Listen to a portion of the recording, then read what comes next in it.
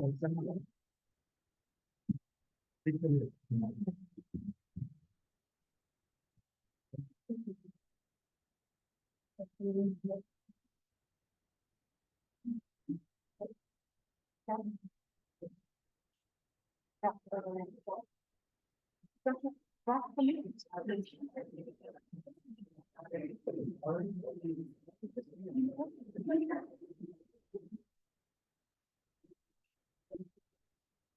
want one? No, I got my crazy things. Go now, go now. Yeah, is there enough room? Yes, we can turn the tables. If you need more room. Is someone? Is he ready? Yeah. Are you just gonna start off first? Yeah. Okay, try it. Are you ready? Yep.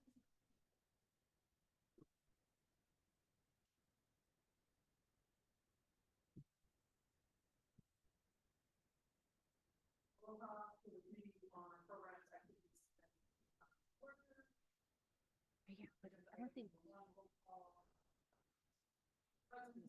Yeah, I don't think the audio is going well.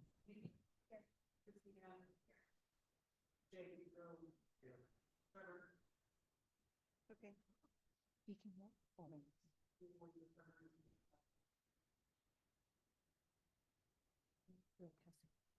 Five members present who seek to review housekeeping items. Members of the public will be allowed to provide oral testimony on items of the agenda. In-person oral testimony will be allowed during item number 6 is listed on the agenda. That I did. Before testifying, each person shall state their name, each speaker may not have anyone else in your statement, and is limited to 3 minutes on the agenda. When your name is called, please state your name and identify the item you would like to testify on. Persons who have not registered may be given an opportunity to speak following the oral testimony. Okay, let me see. Written testimony, please testify with address, email address, and phone number will be available to as described in the posted agenda. As a courtesy, please turn on all cell phones. Members, agenda number 2 is a presentation by Recreation Support Service staff regarding the senior citizen program. Thank you, our board members, and for the program committee. We're going to have 3 presentations today. First, the senior group will be talking about the program, what the literature and the needs assessment. Then we have the division of forestry, botanical gardens, community forestry, community gardens. And then an update from the for the summer farm and preparation to summer. We've asked each of the groups to just briefly summarize the work that they've done today. So that would encourage you one discussion from the board, where you can ask questions in areas that you're interested in, and we would love to get more from the board members. So to begin, I'd like to invite Stephen to do the presentation for the senior group, to come out and introduce yourself and say hi.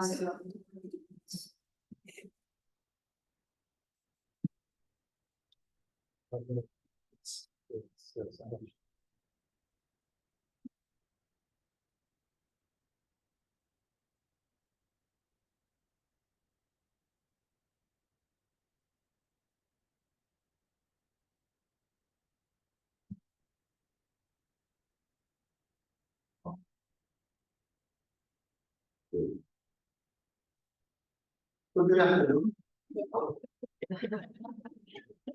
First of all, I'd like to apologize, but I will have to wear a mask today. I am a little under the weather, and so is the rest of my staff. But we wanted to get this report to you guys. That's good. So this narrative report is on the effectiveness of the senior citizen program. Senior Session has been evaluating the program for the past few months. We gathered data using the online registration system, a series of surveys. We received responses from 607 participants who are over 55 years old who are taking our senior class. We also have 200 senior club members in the survey and 34 recreation directors who were advisors. Also, we have 5 senior centers, private ones out in the community. Preliminary findings. Well, we'd like to engage our young seniors. Survey revealed a local trend of limited participation from young seniors, specifically those aged 55 to 65 years old. Our pro system, registration online, does not capture age-specific information, hindering our ability to track the participation of younger seniors effectively. Consequently, we are unable to determine the exact numbers of seniors who enrolled in adult classes. So which is primarily based on 55 and older classes. Participation and retention, 55% of our senior club members also join our classes. 36% of class participants have turned around and joined senior clubs. So when people join one, eventually we get them to switch over to the other. Satisfaction levels, we are pleased to share with you that we have a 95% satisfaction level, a very high satisfaction. Those that are not satisfied, it's because parking is insufficient or the air conditioners that didn't turn on in the buildings. Advertising strategies, the survey highlighted the importance of word of mouth as a primary method of learning about parks programming. To expand our outreach, it will be essential to diversify our advertising strategies. Participation growth. Participation, as you can see from the chart that's listed below on your handouts. From 2020 to 2024 for senior participation, how it's grown. District 1, 298 to 694. And as you look down, you can see how all the numbers have been increasing over the years. Class completion has shown an increase, which is an encouraging trend. However, due to a software change that the department went under in 2022, we cannot track before 2022. Participation matrix. Well, we offer 6 major categories: aquatics, arts and crafts, fitness and sports, general recreation and social, music and dance, and senior clubs. I have the numbers listed for you from 2024 on the handout on the page. You can see the numbers are quite high. Key insights: fitness and sports. We offer 141 classes attended by over 1,578 participants. That's 32% of our classes. So it does show you that fitness and sports are the #1 care for our seniors. Preliminary analysis and recommendations. To build on the success and address the identified needs for our seniors, we'd like to increase evening and weekend classes, and we'll be looking into that. We'd also like to diverse advertising channels using maybe social media or something else to help get our word out of what we offer. We also like to encourage cross participation. This is people who come in for a Zumba class, stick around and join another class later in the day, arts and crafts or something. This way they'll come to 2 different classes. We also encourage more continuous feedback. We do have our surveys open and we will be receiving feedback from our surveys throughout the year. Balanced class distribution. We'd like to address that aquatics get into every one of our districts. And you'll notice in some of the graphics, we can have swimming pools all over, but we'd like to encourage people to go to these locations. Leverage senior centers. We have 2 senior centers on the island which has a lot of programming. We want to leverage that to give the rest of the rec centers a chance to maybe increase there as well. Park-based programs. We have a park out there, my College District Park, and they're doing great stuff with our senior programming. We'd like to look at what they did and try to encourage that to more of our parks across the island. Establish focus groups on our next steps. We heard that from this board. Go out, sit down, and talk with the seniors. So we'd like to do that. We did it in a couple, but we'd like to increase it. Engage our non-participants. This is one that was pointed out to us that we have a lot of seniors in the parks, but we don't count them because either they're just out there with the walk, out there with the dogs, or whatever it is. So we have to find a way to engage them. Maybe we have to walk with them in the park and talk. Standardized classes, maybe look around how we get every rec center to have the same type of standardized classes. By gathering more data We hope to create effective strategies to foster growth in our senior citizens program. We will plan to create a program that will continue to thrive, foster a sense of community and well-being amongst the senior citizens. So that was our summary of what we have. And now I entertain questions. Well, for your presentation, very thorough, very appreciate that, and especially being here, you're not feeling well, so I'll be glad to. Members, do you have any questions regarding the senior citizen program? Any questions for the staff? Very easy question. Thank you for doing that. What is this? Where is this? District two. The other big test here is all the way from Hawaii Time, all the way to Idaho. So it's between. that- Makiki to Am I correct? Makiki to I'm sorry, Makiki. So, oh, District two, yes, from Makiki out to Idaho. District one, District is out to Hawaii Time. So it's all of our downtown rural areas. Yeah, I was just looking at the slide and number of participating base 5 and 3. How to see this growth. I was just wondering what district that was and what that. So what we think might have caused that is, one of the senior centers he mentioned was in District 2. So we're a little bit slower in catching on to the new software system that he mentioned. So we believe that the registration counts, in fact, in 22 were higher than what is listed, but we don't have the exact data for that. And so come 23 and 24, there was a steep increase. Yeah.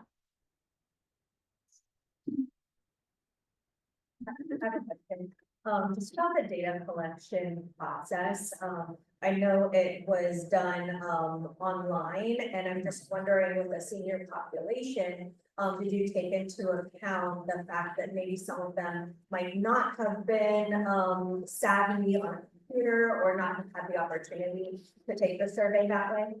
We put the posters up in the parks and people were able to look at it, see it. And immediately asked the RD, can you help us to do it? Okay. And many of our RDs either logged on with their telephones and had the person do the survey right there with them. Or we actually had a paper survey passed out. And so the people who wanted the paper, they could collect the survey on paper, do it, turn it in, and then we input the data into the computer system.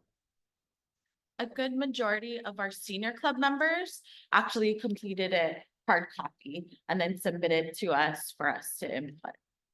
Yeah, we sort of were ready for them. And we got to a point where one of our district luncheons, one of our RDs who's sitting out here was there with her phone and with the blank papers going from table to table, saying, okay, let's get these questions, and they're getting it done. The seniors love the attention, and our staff had a great time getting it. Of course, that did mean I had to go back and retype all of that into the computer itself. Well, all that effort is amazing, and to have over 600 responses, that's amazing. And also to see the increase in participation over time, I think that's just a testament to how wonderful these senior clubs and classes are. And such a meaningful role that it plays our older adults, healthy and active, so I really congratulate you on the effort and the work that the clubs are doing. I think it's fantastic.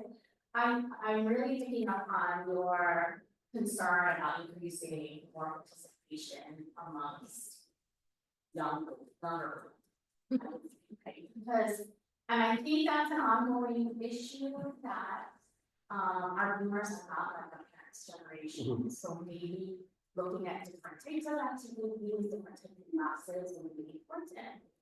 And I think that's a national trend. I think that's an issue going on everywhere, where senior centers are saying, bingo and arts and crafts aren't necessarily attracting education. What is it? Well, I think ARP, but maybe I'm wrong, was looking at other types of activities. Our boomers might be looking at second careers, retooling, entrepreneurship. So I've seen that kind of trend in some of the senior center classes. That they're trying to think more about the boomers and the baby of life that they're different. So they might need different types of classes. So something to think about. So even going and doing the focus groups, I think is fantastic. But I'm trying to think, is it possible to get that target group in a focus group. Maybe they're not even tied to a club yet. You know, but they are your target audience, and you wanna know what would bring them, you know, to the club. I do know that a couple of the senior centers on the island, they do offer technology training and those types of things. I've gone to some of the workshops, and it's something that we can look into as we go forward. Yes, tomorrow senior, young seniors, you like, as the word is here. Yes, their interests are very different. They're not like the plantation era senior, where they were looking for socialization. These are some who want to be challenged. Their education is very high, and they want to pursue either higher education or something that challenges them. Yeah, I agree, and the technology topic is great. But I think moving forward, I think my question, you know, when we talk about increasing classes in the evenings and things, what is the capacity, you know, in the department to be able to, implement? I think on one of the graphics that we did pass out to you, it shows what the capacity of the current classes. And by increasing the weekends and the evenings, hopefully we can increase it. The reason is 66 is now the retirement age in Hawaii. That's what we've been hearing. So we want to reach out and try to touch on that age group. And again, it's what do you want? Is it Zumba? Or would you rather learn about stocks, bonds, and investing? And yes, so the evening classes, our parks are great. The recreation directors out there are awesome. They look at ways to make it happen. And with their assistance, I'm sure we can figure it out.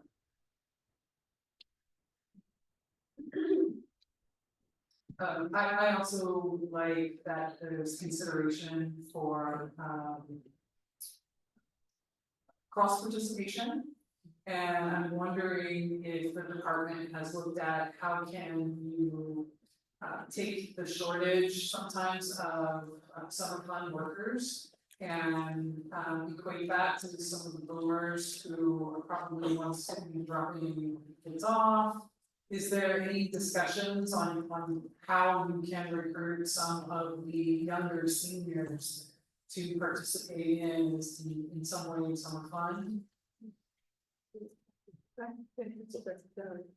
wanted to follow up on what member, the question sort of saying after that, because I think the way the department has, filled a lot of classes that we offer, being hired, we've already contacted to do classes, especially the ones that are after hours. And then we contract people to close the building.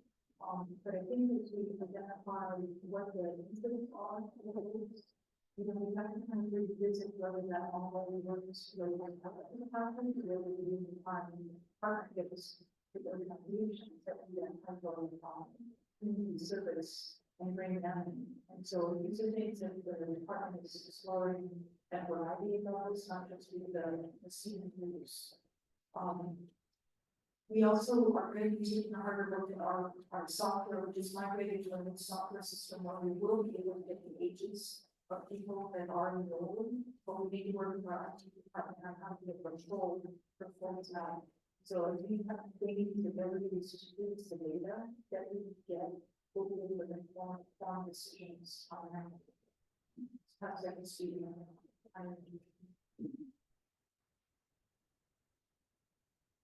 Okay, the programs that we'd like to see our seniors come across, do a cross-generational type of event is actually currently being done. One of our, I don't know if he's in here, but in Manoa, we have a program where the seniors go in during summertime and they teach classes with the kids. So it's something we are reviewing after we get more seniors into the class. But yes, cross-generational is a great idea, keep the senior involved. Let's the kids see what these older people know, show of respect and everything else that comes with it. So yes, the answer is, Mark, are you here? Yeah. Okay, Mark is hiding, but their program does have a cross-generational. We're also looking at cross-generational sports programs. Archery, pro-am, youth and a senior team up to play a game. and things like that. We're also looking at maybe park games, croquet, bocce ball, in which you have to team up with another person. And so it's not just relying on you to win, you have to learn teamwork with someone else. And what we said, we're not saying we're gonna grab two strangers. We're saying we'd love to see grandmother and grandson team up together to enter these competitions. Of course, we're looking for fun, but it's things that are on our drawing board right now. The lines with, the parks values, right, like sense of place, sense of wellness. And performance skills, we should have that. With the next generation.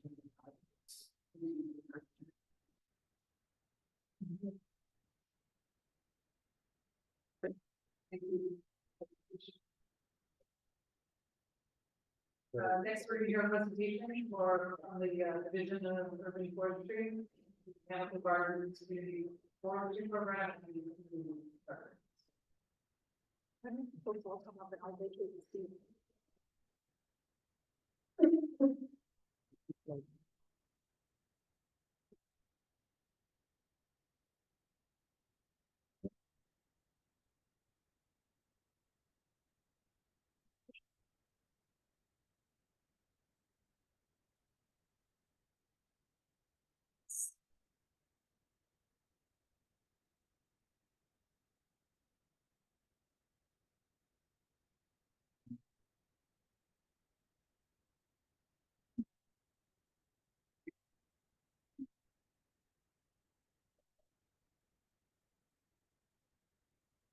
Yeah. All for joining us today. I'm Dr. Sam, Director of Gardens. And I'm happy to introduce a short presentation on the three program areas in community urban forestry.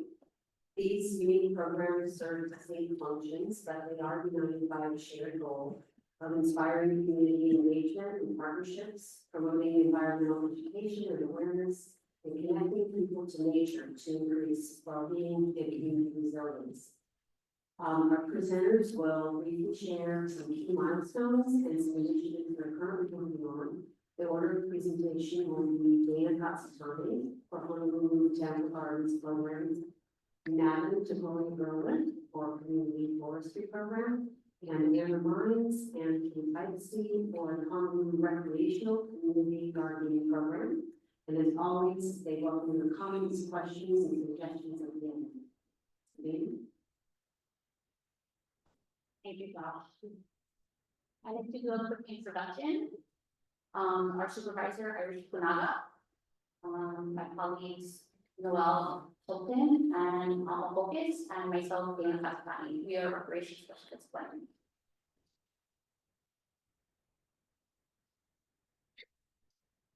As public service, we provide identified services to include capacity, outreach, special events, volunteers.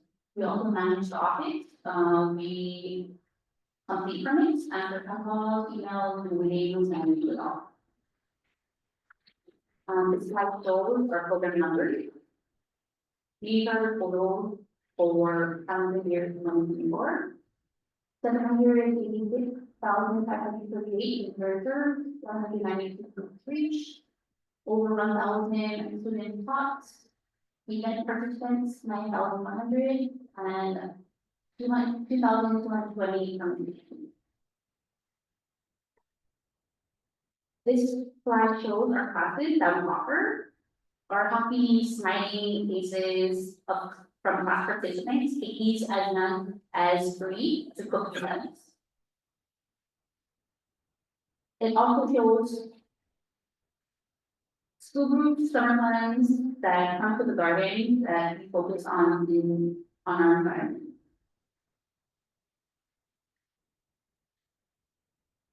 This slide shows our special events, Glean, Friday concert, and our volunteers. And I'll give you a quick plug for our Glean. Our Glean is happening on the third Saturday of July. So come down and enjoy.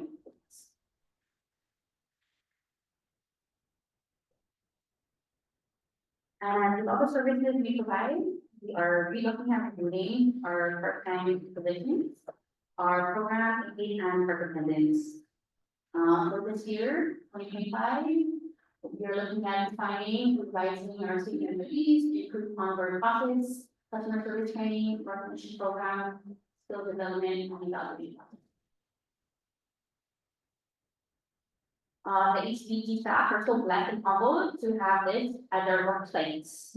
It is extra special to share with local people and to learn from all over the world.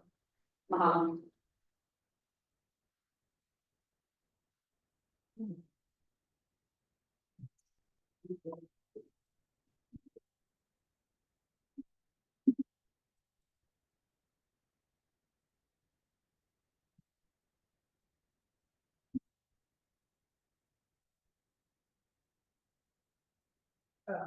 We don't get far in the process, so we don't have any questions.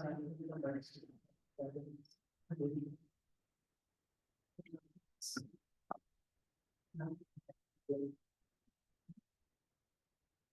To the reports for that. My name is Adam Gordon, community board with I'm just gonna run through a little bit about the community forestry program, what we do and what we've done. So community forestry was established in 2019 as kind of a response to a 2018 city council resolution to increase tree canopy coverage to 35% by 2035. And knowing that the urban borders of the tree canopy in terms of city lands, federal lands, state lands, our property does kind of mean that we're gonna have to work with community in order to reach this goal. So community forestry is important at that. Right now, community forestry is myself and Maria back there. We may or may not have one contract hire starting in July, depending on our project. Okay, so what do we do? I'm just gonna run through this so we can look at the guys. What we do, we kind of be categorized into these three categories: showing programs and events, includes community planting events, the annual Married Arbor Day ceremony events, and our tree adoption program where we give out free trees to communities. Community outreach includes not really social media, websites, tabling events where we work with DOE, community groups, we do like interviews, videos, so on and so forth. We work with the Adopt Park program to facilitate community stewardship of park lands. So Keith Mahalo to Danny over there, he's helped us over there. And then constituent interviews is pretty much is everything else. So the question from the community for management questions, like I know we're developing the model tree program as a response. Administration, we are responsible for grant administration. Right now, we active grants totaling about $1.9 million or federal grants. We are the primary administrator of the Mayor's Arbor Supervisory Committee, which is the group that manages the acceptance tree program, which is essentially a tree protection and a tree recognition program. We also are responsible for the annual reporting. In the past, that has looked like mostly sending our measures to the city climate change office, which we can do it to later. Then this year we will see page 125 annual report. Go to the others. Annual report. And then we also, for the time being, are managing our tree inventory. Our tree inventory is an online GIS based inventory of about 90,000 trees that and right now it's with us, Maria and myself. Eventually, we're actually training our public service branch to take over and operation. So that's what we do. What have we done? So 2024, 2024 counted taxes. That's kind of all I can speak to with the home data program. We work with 32 community partners. We've hosted or participated in 41 different events and interfaced with 4,196 community members. Of the events that were volunteer based, we received 7,839 volunteer hours. We managed 4 grants, currently managed 3. Of those grants, there was 13 contracts, 12 of which are finished, 1 still in progress. Those are all tree inventory contracts, most part. Our tree distribution and tree adoption program is distributed. It's under 400 trees, about half the trees, half native trees. Typically trees that we don't depend on this property. And then tree plantings is about tree planting 27 trees with community members. This year, just in this rainy season, we have about 67 plantings planned with 7 projects on the horizon. And social media, this last quarter, we found 6.1%. Due to the rate of I'll read it. So momentum is picking up in this program and we're excited to keep going.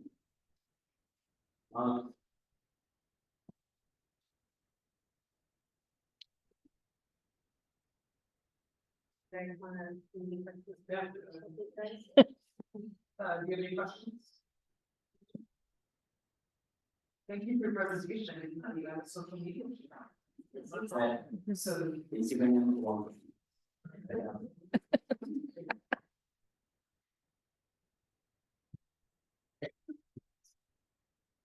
And that is a presentation from the district recreation supervisors, they will provide a brief update on the higher issue.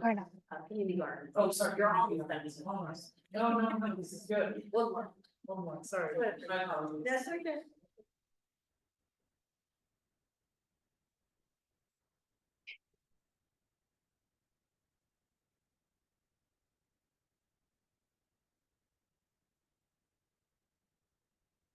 I'm Louise Bangstead, and I'm coordinating the Honolulu Community Garden Program. The program was established in 1975 with its first garden at Makiki District Park. And this year, we celebrate the program's 50th anniversary. The program is supported by one full-time community garden coordinator, myself, to manage 11 gardens with a total of 130 plots and approximately 2,000 participants in the program. The community gardens are grassroots led, with the volunteer gardeners managing daily operations, which include communicating with their fellow gardeners, leading monthly meetings, and organizing work days to maintain those garden spaces. This is a very beloved program. And we do face several challenges and opportunities, including long wait list. With over 300 individuals currently on our wait list, the demand far exceeds our capacity. We also have aging irrigation systems, volunteer fatigue, and also trying to accommodate our aging population with things like raised beds and ADA accommodations. So to address these challenges and the growing community desire to expand the program, a project manager position was created. My coworker here, Tina Mines, was hired to assess the current program and develop a roadmap for its future expansions and improvements. So she's going to explain a little bit about what she's doing. One of the big goals of the grant that put in my position, I'm reading on, and the grant now is program modernization. We just recently revised rules and regulations around the process we had a hearing 4 weeks ago. We're also updating our administrative forms and processes accompanying the updated rules, so it includes our application and our US violation forms. We're also moving the application to the city so that we can manage the wait list and ensure transparency and fairness. And we also are updating our website. I've been involved in not just updating our community garden website, but also supporting the update of other volunteer program websites and just have the logo up there. It all would be Paco sort of branding that has to do with the way that we can volunteer with the Department of Environment. We're also modernizing by providing more education, so this includes officer retreat or community gardens like Kate said, and not by volunteer officers. And we want to be able to provide them more skill training and recognition. We're also providing more resources on our website, in this case, the newsletter, and providing classes. And also to recognize volunteers for shirts and doing a recognition event for celebrating our 50th anniversary in September. The second big piece of the organization is the data collection and roadmap. So a lot of the data collection that's been done so far to help us guide what we're going to do in the future, includes literature review, interviews with colleagues that have community garden programming. And we're also wrapping up right now with the children analysis project that will help us cite people in the kitchen while the community efforts are activities and implementing. And also conducting surveys in partnership with the Park program, volunteers throughout our volunteer programs, as well as contributing to our staff and to our community gardens.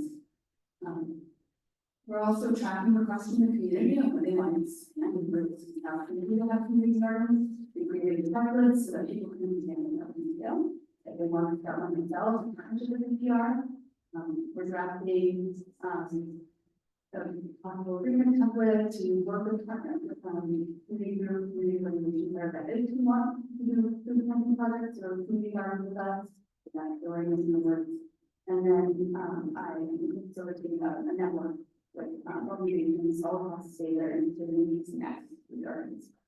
And so the roadmap, based on all of this data collection and inspiration, will have key findings, hopefully done by the end of the month, ensure that the page is ready.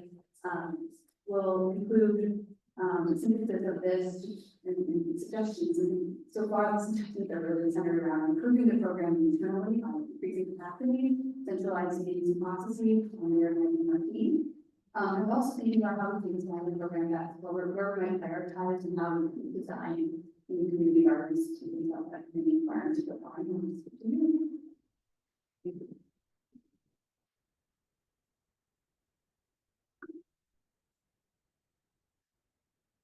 Members, any questions for the community garden?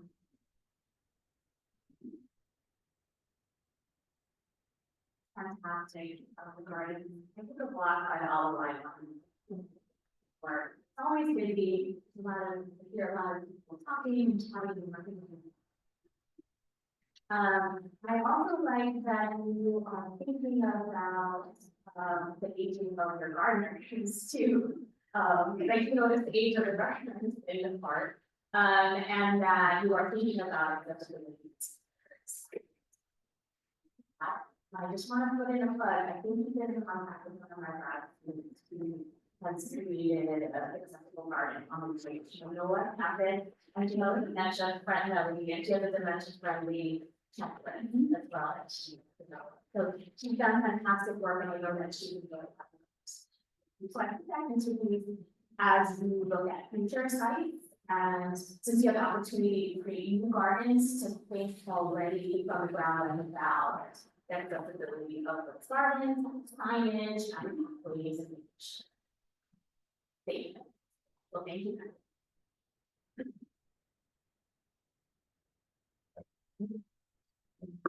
Very, thanks again. I'm really impressed by the work that you do, especially in the context of how lean your departments are, seeing FTEs of 2 and so amazing work you guys are doing in terms of contacts and stuff. So I've got 2 questions, one general and then one specific. In general, and I'll probably ask many of the departments now, is how dependent at all are you on federal funding, either indirectly or through the state?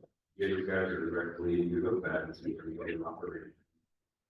And then my second question would be more specific to the gardening program. I've given a lot of attention now in the media. As you mentioned, there was a backlog of 300. I'm trying to get a sense of the material, how that was distributed amongst the districts. Is it all concentrated in one area, or is it kind of evenly distributed in terms of the backlog? And if you kind of flush that out, those are just my 2 questions, and I know they're on. To both of those. My position was run by the American Rescue Plan grant, but that has since closed. So at this point in time, we're actually not, the community garden program is not allowed funding. Although we were looking at a couple of really strongly aligned grant opportunities to help us take an installation. So we're at this point that we're hoping to site location very soon with the help of staff, session Thursday to talk about it. And that's great. And most of that location that's, big, but of course, you have to think about how we can actually find the installation. Especially if we're trying to make it accessible from the ground up and have 88 beds in the design right away. It's going to be cost intensive. And so we're originally looking at federal grants for that. Because that's more near term, of course, there's potential for CIP budgets for this longer term, but right now, the grants would have been that, of course, it's shifting our mindset a little bit, what else, right? And then you asked about So we have, 300 or so approximately, on the wait list, these are managed currently by volunteers at the garden, and if I'm not wrong, most of it's centered in urban core, where there's the most population I've seen.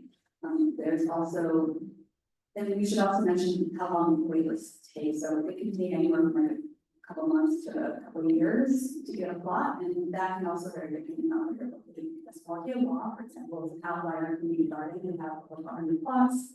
They're 20 by 40 square feet, or 300 feet, and they, have a little bit more rapid turnover, because it's just more plots, so the wait kind of will be, where people still have a ton of interest, because they're a larger plot. And whereas the urban core diamond head, it's a very desirable location, it's still a relatively large garden, but for the wait time, it can be up to, more like 50 years inside.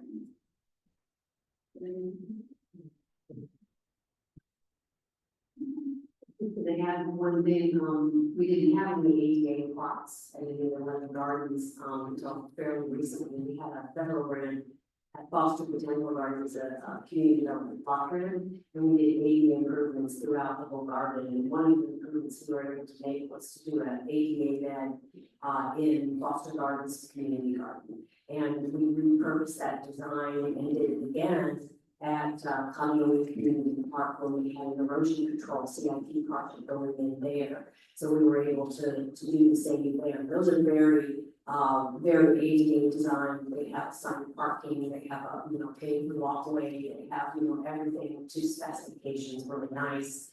Our older gardens are, unless you have a project coming in to do that kind of thing, funding is difficult, but and it's always, always looking at grants to see where we can maybe just do that. So they're eyeing some potential funding to maybe do it at some of the easier gardens that are flat, no slope, like Makiki, Manila. So we're looking at that, and also, not just the full built out ADA approach, but doing like Kapuna gardens and raised beds that are simple, and installing them case and working with the woodshed.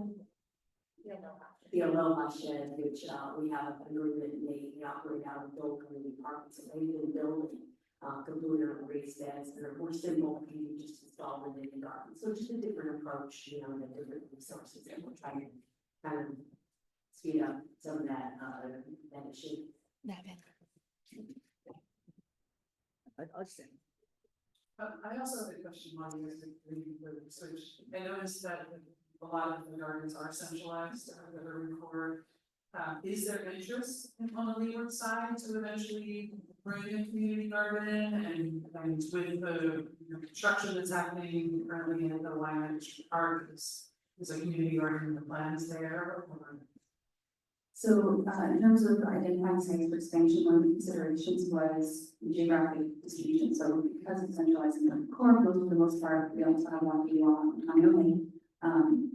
We can see a waiting towards the west side as a way to put some paragraphs. So we're also layering out other community factors, including population density. So it's not out of question because there's also going to be population on Capitol Netta, for example. So we definitely are considering that side of it, and I'm not sure about the language park improvements happening, but we are interested in being involved in a community planning process for overhauls of parks like population park and something else. I'm not sure the timeline, but we're going through the process for updating facilities there and involved in that.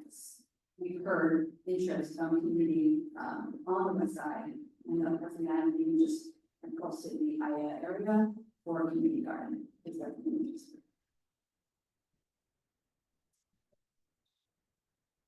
Justin Gary, your first question on federal funding.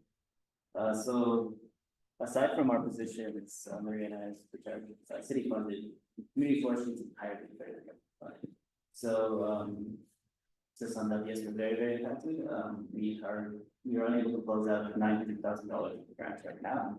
And then we just started a $1 million grant, which was to develop a retreat plan, basically a 10-year action plan for forestry, and plant at least 400 trees, and then do 2 large community projects. So that right now is kind of up in the air, and we're looking at how to adjust to the possibility of not getting this one.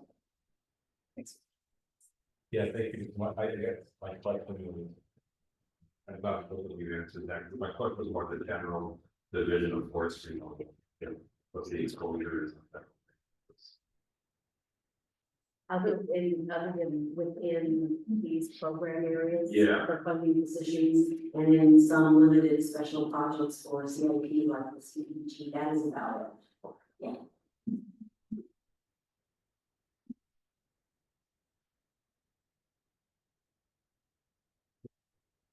Thank you all so much. Okay, now we can. The District Recreation Supervisor will be providing an update on the hiring initiative that's going to be.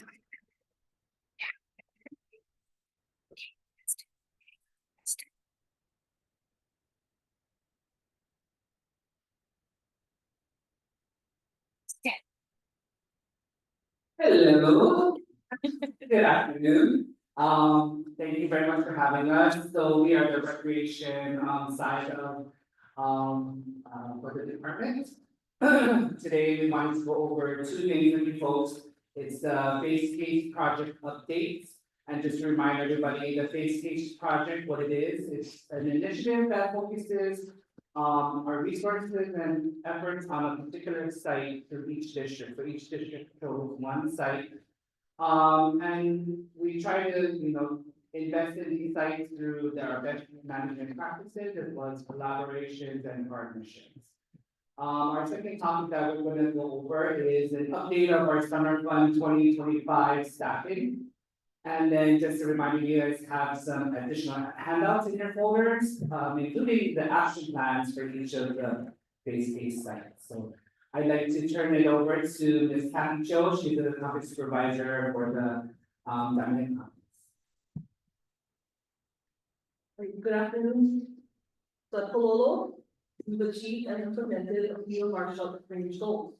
Our first Winter Valley Fest was held at Pololo on December 13th, 2024. Our staff worked with volunteers at Carnegie High School, multiple community organizations and individuals in providing this free Christmas event. We do plan to continue this event each December with the possible addition of more activities and community participation in offering a larger event. The sports and aquatics are a huge draw at Pololo. We started a collaboration with Jarrett Middle School and concluded an intramural basketball league in December, and then unfortunately, our gym shut down due to structural repairs in early January. So we redirected our focus to outdoor activities. Our new softball program started on January 26th and meeting on Sundays and Tuesdays. And our aquatics program has added adult learning classes, climbing top classes, and a swim game. Pool will also host a Kiki Fun Day on March 21st of this year. The event will be open to the public and provide a new experience for Kiki and families with activities that aren't normally available during open seminars, such as the jump rope, basketball, and interviews. We continue to brainstorm, evaluate, and make adjustments to our short-range goals, and we're working to secure staff and volunteers to assist in conducting like football program as well as a pickleball program slated for fall of 2025. Thanks. This time I'm going to turn things over to Kyle Shibuya from District 2. Thank you, Kathy. My name is Kyle.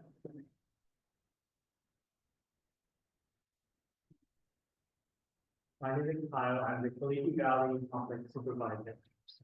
Our first short-range goal for Kalihi Valley District Park is the intramural program in the 5 by 11 2. We started the intramural program on January 29th, which goes till May 28th, taking place on the last Wednesday of the month from 12:15 to 1:15 p.m. On January 29th, there were 62 students from grades 3 to 5.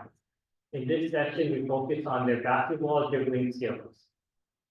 Our second short-range goal is the partnership with Kokua Kalihi Valley by having them participate in their program's culture games and hula. Our classes started the week of January 27th. The culture games is run by Scotty Edia Salvador's Recreation Director at Kalihi Valley on Mondays from 3:30 to 4:30 p.m. The first activity that was introduced was Moki, the Finnish throwing game. The second class, Hula, is run by volunteer Mark Tang, who works with Kalini Coquitlam Valley, which meets on Tuesdays and Thursdays from 2:45 to 3:45 p.m.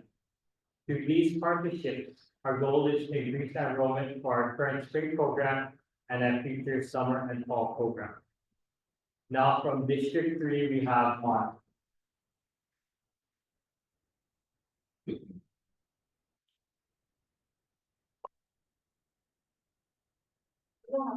I'm the one I public recreation supervisor. Okay, so, as we previously discussed in your binder, our ultimate goal is to create one district park as a center where our families will come for various activities. For short term, we wanted to see where interests were in the community, how to get the word out and conduct family, familiar classes. As a starting point, we conducted a survey within the community to understand their knowledge of parks. And their interest in what our activities would be to participate. The survey verified what we already knew, that our community was most familiar with our sports leagues and our summer program, not too much else. So I was able to attend a community event where I passed out information to the public and inquired with them about what might spark their interest. My staff was also able to get commitment from a few of the DOE principals in our area. And they would be willing to pass out our flyers as well as possibly post them on their school websites. And then we also successfully began our sports program. I think we registered about 600 participants. And then, so we are in full swing of our sports league. We've started classes, spring classes, with our pickleball, we thought that sparked an interest.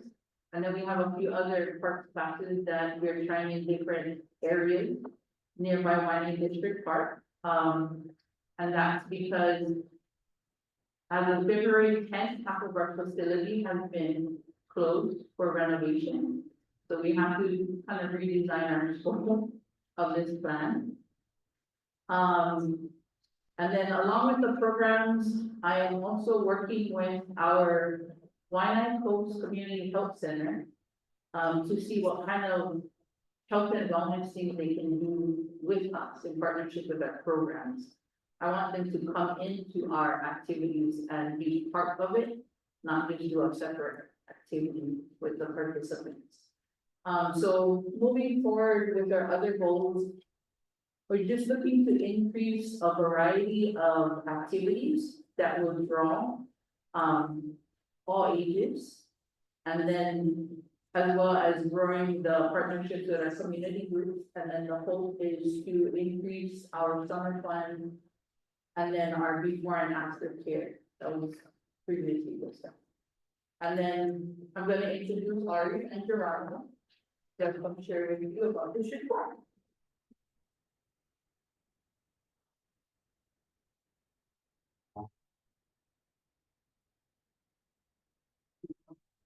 My name is Anna, I'm the recreation director out at Malama District Park.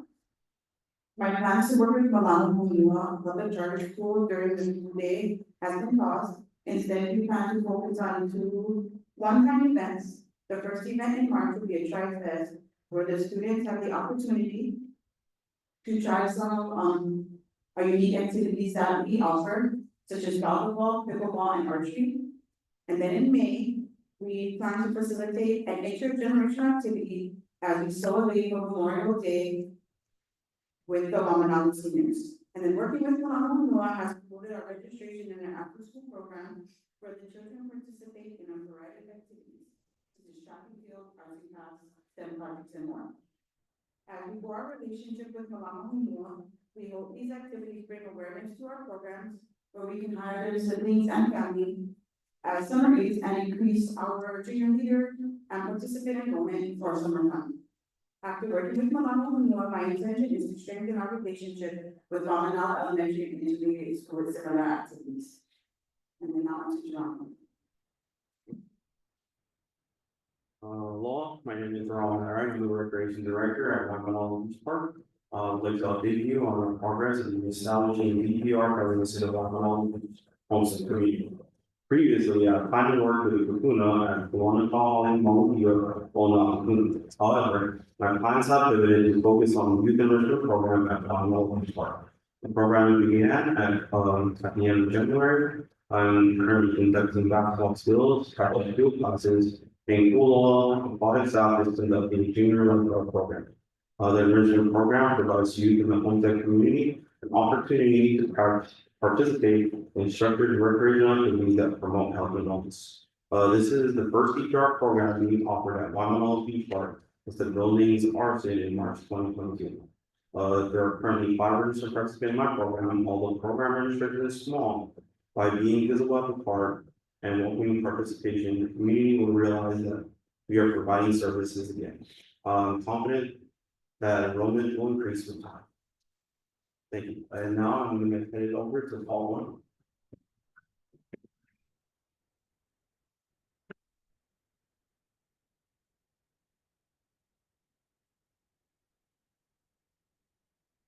Hello, board members, my name is Paul, I'm the acting Moonline Complex Supervisor, and I oversee Waialae District Park. So last fall, Waialae District Park held several community meetings to discuss a future skate park project at Waialae District Park. During those meetings, community members were also provided the opportunity to share any additional concerns they had regarding the park. Some of the concerns that were brought forward were about the state of the facilities at the park. We've listened and have begun to address their concerns. Today, we've coordinated with maintenance and have had the sidewalks in courtyards washed, shrubs cut back, interior rooms repainted, floors and Alejo Kipa building refinished, and rooms decluttered and reorganized. These improvements have all been done to revitalize and refresh Waialae District Park in an effort to provide more attractive facilities and welcome more people to the park. To aid in reviewing our programs, we have added new classes like free play pickleball time, adult hip hop, and mahjong classes. We've also begun to contact schools in the community by sending out our flyers. We intend to continue these efforts and expand to creating connections with community organizations. We have begun sending out program flyers to attract more participants at Waialae District Park, and we'll be sending out flyers with information on our employment opportunities within our parks and summer fun programs. Through these efforts, we hope we can enhance our position and visibility in the community and make the park a hub for our community. Thank you very much, and I'll be turning over to Trustee Takahashi. Oh, sorry.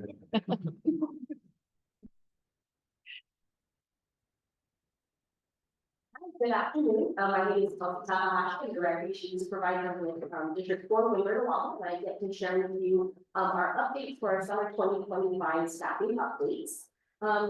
As you can see from the flyer and what's in your binder, we are excited to share that for 2025, we are going to be able to, or we're projecting to hold 63 sites across the division, and that's actually a slight increase from last year. This is due to a brand new site in District 1.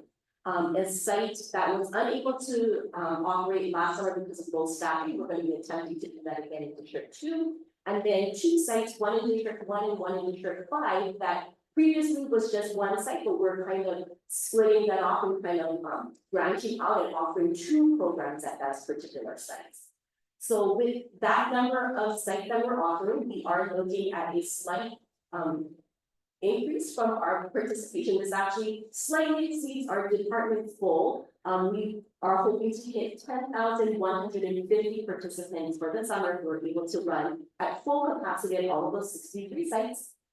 With that number of participation, we are looking to employ 406 adult leaders to help us with the summer fun groups.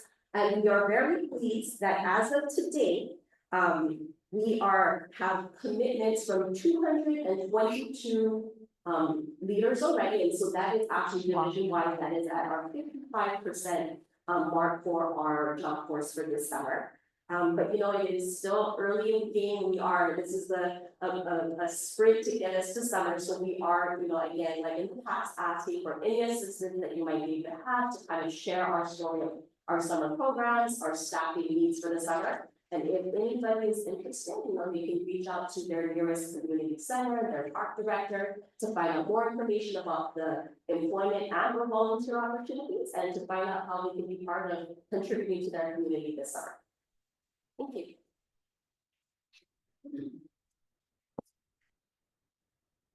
Second slides. Hey, I really appreciate everything you're doing. I'm glad to see that the number of staff committed went from 8 to 22. Report going to 75. Now, I was wondering if there was a way to, on the outreach that you're doing with the technical partners, the call to action, that could also be distributed to us, the board members or commission members. I think we've discussed at prior meetings how we can kind of better engage with the department and assist. And I think if we have the same opportunities as maybe others in the community, it'll please help us maybe connect some of those dots. So if there's a way to maybe get us, all of us, and I would say the full commission, those opportunities, that might be something that would help. Okay.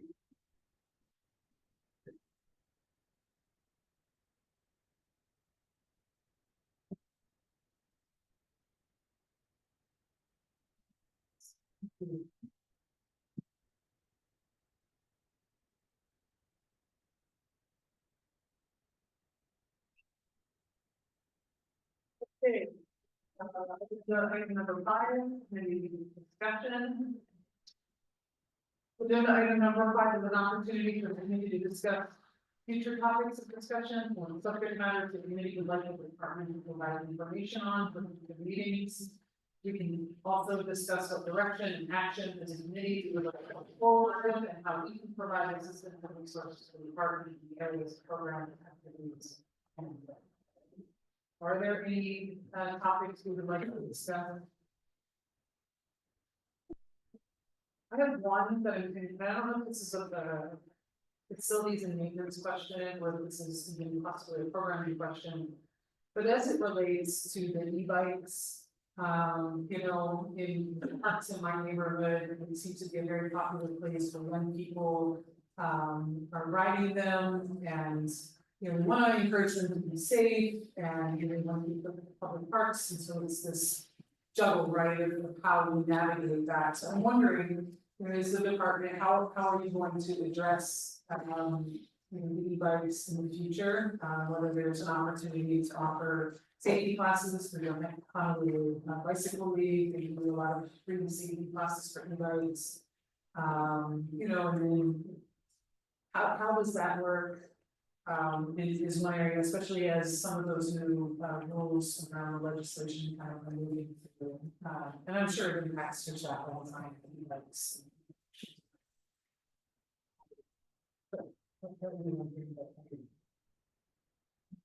I think we can discuss that more about people with the more thoughtful answer. We can have a lot of issues where people will be using parks as open space, pre-wedding activities. So I think the solutions are going to have to be from a variety of levels. One of the challenges would be probably and it's difficult to impose rules with them. But I think some of the solutions that different groups have talked about is finding areas where people can recreate and the income components of the use of activities. So it's kind of like building skate parks to deal with the number of people that are interested in skateboarding. And we probably need to modernize what maybe the more self-organized recreation. A lot of our facilities are really dominated by the athletic leagues. The 3 weeks for that type of activity, and the skate parks maybe a little bit outdated today, given the type of vehicles people are using. So I think we need towards the department of spaces where we can provide that type of activity. Some people are really apart because of their hard location. One of the district park is going to be a little bit wants to be building something. There was one built in 45 years ago that some community groups are resurrecting. So I think it's going to be a combination of educating people We need to make that individual policies for safety. And also location for people.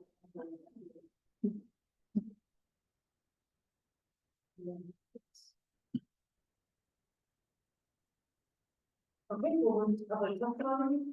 Do we have any registered? We'll now move on to announcements, seeing that there are no public testifiers registered. Members, are there any announcements?